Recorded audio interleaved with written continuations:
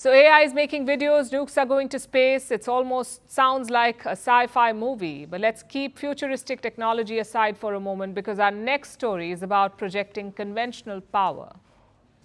It's about military bases. Reports say India is building a new one, a new military base. And this new base is being built in Lakshadweep.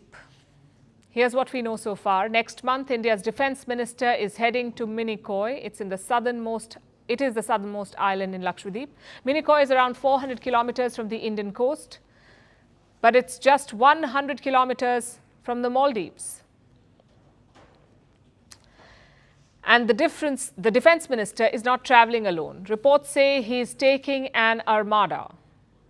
2 carrier task forces will sail with him, the INS Vikramaditya and the INS Vikrant. Put together, that's around 15 warships. Once there, the defense minister will inaugurate the naval base. It's being called INS Jatayu. The plan is to station naval assets there. Airstrips are also in focus. A new one is being constructed in Minicoy Island, and the airstrip in Agati is being upgraded. Agati is also an island of Lakshadweep. It is located further north. Now, just to be clear, the Indian Navy has not confirmed any of these developments. So right now, it's all reports. But as they say, there is no smoke without fire. So what is the strategic goal here? Why is India militarizing Lakshadweep? Let's pull up the map first. Minicoy is located near the 9-degree channel. Think of it as a narrow water body. It's around 200 kilometers wide and 2,600 meters deep. This channel is a very busy trade route. Goods worth billions of dollars pass through this area. And where do they go?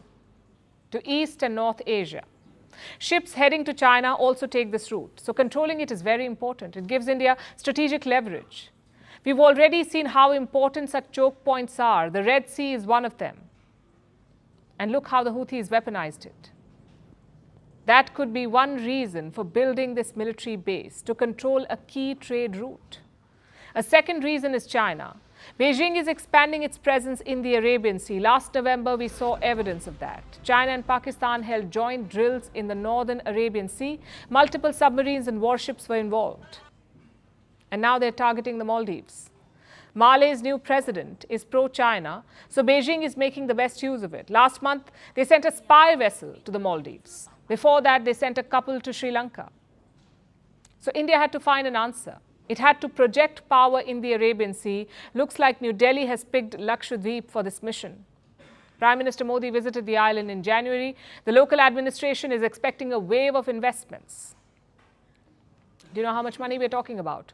Close to 20,000 crore rupees. So the plan is not just military. The idea is to turn Lakshadweep into a prosperous outpost, a tourist hub plus a military base, and it's not a one-off. India is doing something similar in the Bay of Bengal as well, in Andaman and Nicobar Islands.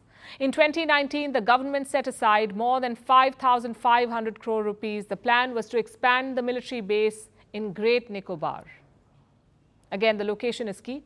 Andaman and Nicobar overlooks a very important choke point. It's called the Malacca Strait. It's located between Malaysia and Indonesia. If you sail from Europe to Asia, this is the shortest route, which means China is dependent on this as well. In 2016, around 80% of their energy went via this strait.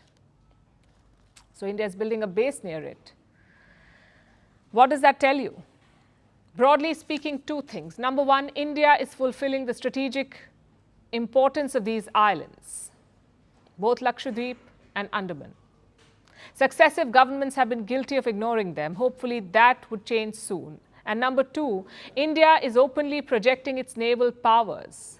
Last year, the Indian Navy held joint drills with the Philippines. And where did the drills happen? In South China Sea, in Beijing's backyard. And now a big naval base inauguration is on the cards. If reports are true, expect fireworks.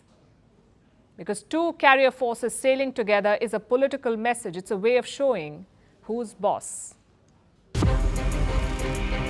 From impeachments to inaugurations, if it's a political story, we are on the scene. The race for the White House is heating up. We're beating Biden. How dare he say that? If it's breaking news, we're live with the latest coverage. From the White House, the State Department, and Capitol Hill, we know the issues, But above all, we know the players to bring you the latest in-depth analysis on all the key stories that we're covering. I'm Eric Ham. Join me from Washington here on First Post America.